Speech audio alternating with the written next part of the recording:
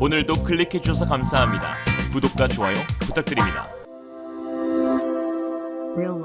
한국의 명품 경공격기인 FA-50이 다시 한번 비상할 준비를 하고 있습니다. 폴란드의 48대 수출에 이어 말레이시아 공군이 차기 경전투기 도입 사업에서 FA-50 블록 20을 유럽 후보로 선정했다는 외신 보도가 이어지고 있는데요. 보고 있나 시진핑. 지난 4일 말레이시아 군사매체 디펜스 시큐리티 아시아에 따르면 한국항공우주산업이 폴란드에 제안한 FA-50 블록 20을 말레이시아도 도입하길 원하고 있다며, 블록 20은 T-50 계열 전투기 가운데 가장 최신형 모델이자 가장 강력한 무장을 갖췄다고 평가했습니다. 서방 나토국 최초 판매가 이렇게 중요한가 봅니다. 인도 군사 매체 IDRW는 말레이시아 공군이 차기 경공격기 성능 조건에 공중구뷰, 가시거리의 교전 능력, 첨단 에이사 레이더 탑재를 포함하였다면서 현재 시장에 뛰어든 후보로는 한국의 FA-50, 인도의 테자스, 러시아의 미그-35, 중국의 JF-17이 있지만 말레이시아의 조건을 충족할 기체는 몇 되지 않는다고 하였습니다. 특히 중국이 제안한 JF-17은 에이사 레이더가 아닌 자체 개발한 기계식 레이더가 탑재되어 있어 사업 입찰을 포기한 것으로 보이는데요. 사실 이번 수주전에서 가장 앞서 있던 것은 인도의 테자스 경공격기였습니다. 한국의 FA-50은 말레이시아가 겪고 있는 정치적 문제로 인해 논의가 되었던 상황이었는데요. FA-50에 탑재된 ELM-2032 레이더가 말레이시아와 갈등을 겪고 있는 이스라엘에서 만들어졌다는 점에서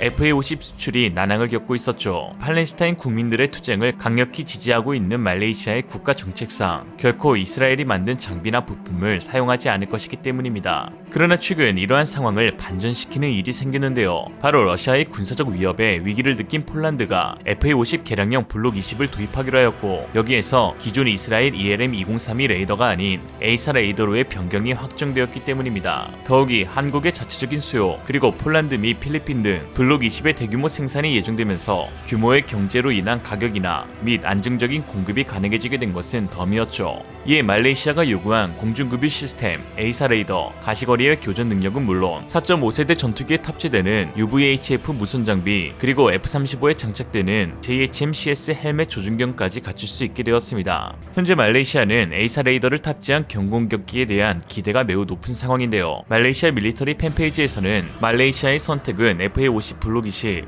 이에 KF-21 보라매와 유사한 에이사 레이더 사용, 인도네시아보다 앞서 말레이시아는 한국의 에이사 레이더를 먼저 시도한다 라며 큰 기대를 걸고 있습니다. 동시에 인도네시아까지 까주니 상쾌하네요. 현재 FA-50 블록 20에 탑재될 에이사 레이더는 한국과 미국의 방산업체 4곳 가운데 한 곳이 선정될 것으로 보입니다. 한국에서는 지난 2015년부터 개발을 시작한 LIG 넥스1이 소형화된 FA-50용 에이사 레이더를 제안하였고, KF-21 에이사 레이더 개발을 맡은 한화 시스템 역시 수주전에 뛰어들면서 경쟁을 펼치고 있습니다. 불과 몇 년 전까지만 해도 에이사 레이더를 개발할 수 있을지조차 의문이었던 상황에 마치 미국처럼 한국 기업들이 서로 경쟁하며 양강 구도를 가져가고 있는 상황을 보니 감개가 무량합니다.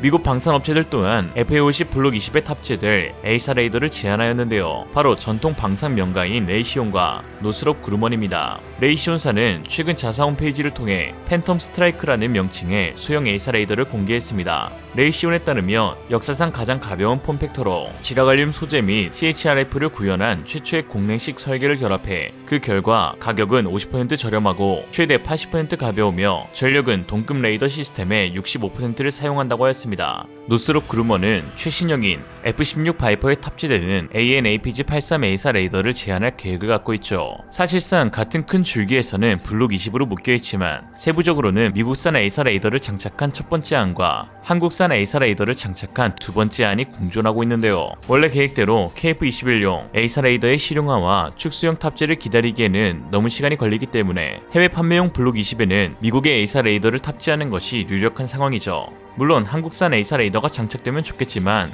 그렇다고 해서 미국산 에이사 레이더를 탑재하는 것이 나쁜 일만은 아닙니다. 오히려 장점도 꽤나 많은데요. 우선 이미 개발 완료되어 실전에 배치 중인 레이더로서 빠른 도입이 가능합니다. 실제로 한시가 급한 폴란드 FA-50PL은 미국의 두 가지 레이더 중 하나를 선정해 제공될 것으로 보입니다. 이후 KF-21이 완성되면 해당 레이더를 소형화해 국내에서 운용 중인 FA-50의 업그레이드에 사용될 것으로 보이죠. 특히 FA-50의 치명적인 약점으로 꼽혔던 가시거리의 교전 능력 부재가 해결될 것으로 보이는데요. 군사 전문가에 따르면 지난 2020년부터 카이는 미국 회사를 통해 별도로 미국산 레이더를 도입, 결과적으로 AIM-120 암람과 통합하는 사업을 진행 중이라고 분석하였습니다. 미국은 자국산 전투기에는 자국산 레이더와 자국산 공대공 미사일의 통합만 허용하고 있습니다. 다른 나라 전투기에 미국 공대공 미사일을 장착하려면 레이더만큼은 반드시 미국산으로 장착되어야 하는데요. 이에 프랑스 라팔 전투기나 스웨덴 그리펜 전투기 등 역시 암람을 사용하지 못하고 있죠. KF-21도 AIM-120 암람 통합을 놓고 미국 국무부에서 묵묵부담으로 일관하자 별 수 없이 유럽제 미티어와 아이리스-T를 선정한 바 있습니다. 즉 미국의 레이더를 도입하는 것은 국산 A사 레이더 및 공대공 미사일의 개발 완료 시기에 구애받지 않고 FA-50 블록 20에 곧바로 세계 최고의 공대공 미사일인 AIM-120 암람을 장착해 세계 시장을 빠르게 선점할 수 있는 방법인 셈입니다. T-50 계열 항공기는 이제 철저히 수출용 훈련 공격기로 변환되었으니까요. FA-50의 개량 계획대로 A사 레이더를 탑재하게 된다면 가시거리의 교전 능력을 보유함과 동시에 작전 반경이 크게 확대되어 세계 경전투기 시장에서 독보적인 위치를 유지할 수 있게 됩니다. 그리고 다른 국가에서 이미 경험한 바 있듯 FA-50의 경쟁력 제고는 곧 KF-21 보라매의 경쟁력 제고로 이어지게 되는 것이죠. 디펜스 시큐리티 아시아의 지난 11월 25일자 기사에 따르면 카이와 말레이시아의 산업협력 프로그램이 시행되면 말레이시아는 동남아시아의 여러 공군이 사용하는 FA-50, T-50 항공기의 지역 허브가 될 것이다 라고 하였습니다. 카이의 현지 파트너인 말레이 캐마락 시스템사의 CEO는 말레이시아의 경전투기 프로그램의 비용은 거의 40억 링깃, 1조 1000억 원에 달하는데 카이와 우리의 협력 프로그램 가치는 그 못지않은 12억 링깃, 약 3,300억에 이른다 라고 말하였습니다. 카이가 제안한 세 가지 핵심 항목은 다른 경쟁국에서는 볼 수 없는 전략으로 FA-50의 수주 가능성을 크게 높여주고 있는데요. 우선 말레이시아 내에 FA-50 블록 20을 위한 최종 조립 라인 시설을 만드는 것이고 가망 인증 절차를 위한 비행시험도 현지 조종사와 카이 조종사가 함께 진행하며 카이의 유지보수 및 정비센터를 설립하는 것입니다. 이는 말레이시아의 구매 욕구를 확 당기게 만들었죠. 지난 6월 카이는 로키드 마틴사와 원팀을 구성하면서 전 분야에 대한 폭넓은 협력을 도모하며 이 자리에서 예상치 못한 발언을 했습니다. 바로 T-50 계열 항공기를 전 세계에 1000대 팔겠다고 한 것인데요. 사실 불과 몇 개월밖에 되지 않았지만 이때까지만 해도 이를 진지하게 받아들이는 사람은 몇 되지 않았습니다. 그저 목표가 높으면 높을수록 좋지. T-50 계열 항공기가 좋은 건 알겠지만 무슨 자동차도 아니고 1000대 판매가 가능할까 라는 의견들이 있었는데요. 이번 폴란드와 말레이시아에 도입될 블록 20을 통해 정말로 1000대 수출이 과장이 아니었다는 것을 증명하고 있습니다. 말레이시아로의 36대 수출은 더 큰 목표를 향해 도약하기 위한 준비 과정이라고 볼 수 있는데요. 현재 미 공군 해군이 추진 중인 차기 경공격기 도입 사업인 ATT, UJTS, TSA에서 카이와 로키드 마틴이 제안한 T-50A가 유력 후보로 떠오르고 있기 때문입니다. 총 도입 수량 대수는 대략 700대 이상이 될 것으로 보이는데요. 수출형 모델에서 미국산 A사 레이더, 미국산 공대공 미사일이 들어가게 되면 이 역시 미국 수출권과 관련해 큰 이점이 될 포인트가 될 수 있습니다. 공해군 도입 사업만 확보된다면 카이의 FA-50 경공격기 1000대 수출은 꿈으로 그치지 않게 되는 것이죠. 이를 위해서라도 말레이시아 수주권을 기필코 승리해야 하는 상황입니다. 이런 상황 가운데 현재 중국은 초비상사태에 빠졌습니다. 태국, 필리핀, 인도네시아에 이어 말레이시아까지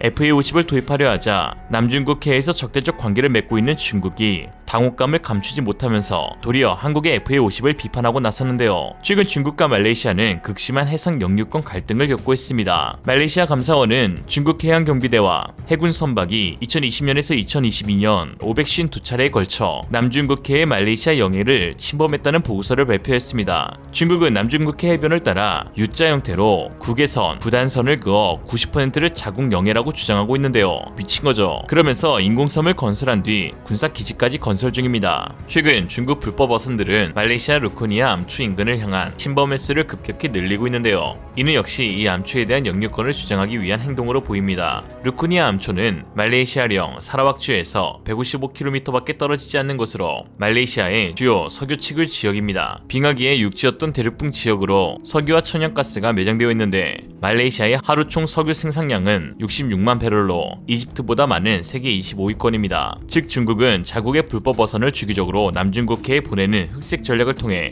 인근 지역의 암초들의 영유권을 주장하면서 이 지역에서 생산되는 천연가스나 석유 또는 어류에 대한 권리를 주장하고 있는 것인데요. 특히 그러면서 자국의 불법 어선들이 납포되거나 위협을 받게 되면 그 즉시 군용기를 보내고 있어 말레이시아의 공군력 증진이 불가피한 상황입니다. 현재 말레이시아 공군이 운용 중인 전투기는 미그-29 10기, 소유-30 MKM 18기, FA-18D 슈퍼 호넷이 아닌 그냥 호넷 8기, 영국산 호크 MK-208 13기, 시진핑 10세기입니다. 그러나 미그-29와 호크 208은 노후화되어 퇴역을 앞두고 있고 소유-30 MKM과 FA-18D는 운용 유지 보수에 어려움을 겪고 있습니다. 특히 수호이-30의 경우 시간당 유지비가 무려 35,000달러로 거의 5세대 전투기인 F-35A와 맞먹는 수준인데요. 거기에 FA-18도 미국에서 ABCD형의 조기 퇴역이 확정된 상황인지라 부품 공급이 원활하지 못해 가동률이 50% 미만으로 떨어진 상황이죠. 반면 FA-50의 시간당 유지 비용은 3,500달러, 458만원에 불과해 경지성이 매우 우수한데요. 거기다 가동률은 전세계 공군 항공기 중 최고 수준으로 한국공군 군수사령부가 공개한 자료에 따르면 올해 1월부터 8월 89.3%의 가동률을 갖고 있는 것으로 나타났습니다. 물론 생산 공장이 국내에 있어 정비와 유지 보수가 용이한 것이겠지만 카이는 말레이 측에 생산 공장과 유지 정비 센터까지 설립하겠다고 밝혔습니다. 즉 말레이시아는 중국에 대항할 수 있는 첨단화된 그리고 운용 유지 보수 비용이 저렴한 공격기를 원하는 것이고 이에 FA-50이 딱 좋다는 것이죠. 딱 좋아! 중국은 당연히 자국 전투기의 위협이 될 FA-50을 두고 비방하고 있습니다. 중국 군사매체 정융사강에서는 한국은 자국산 레이더를 개발했다면서 결국 이번에도 또 미국의 도움을 요청했다. 이는 아버지를 못 떠나는 아들의 형편없는 모습을 보여준 것이라고 하였습니다. 병신이 천대 수출을 해도 욕할애들입니다. 신경 끄죠. 역시 중국이 그렇다면 아닌 거다. 경공격기 시장에서 FA-50과 동급으로 분류되는 중국의 JF-17 전투기를 운용 중인 파키스탄 공군은 최근 엔진 결함으로 인해 전투기 절반 이상이 경납고에 보관 중이라며 부품을 조달할 통로도 막혀 사실상 폐기되는 수준이라고 하였습니다. 이런 걸 보자니 같은 경전투기로 묶이면 안 될 것 같은데요. 사실 경전투기로 불리지만 한국의 FA-50과 중국의 JF-17은 다른 경전투기입니다. FA-50은 경이로운 전투기, JF-17은 경멸스러운 전투기. 반대하면 중국인. 이상으로 리얼리즘이었습니다. 여러분의 생각은 어떠신가요? 현명하고 지혜로운 여러분의 의견을 지금 댓글에 남겨주세요. 감사합니다.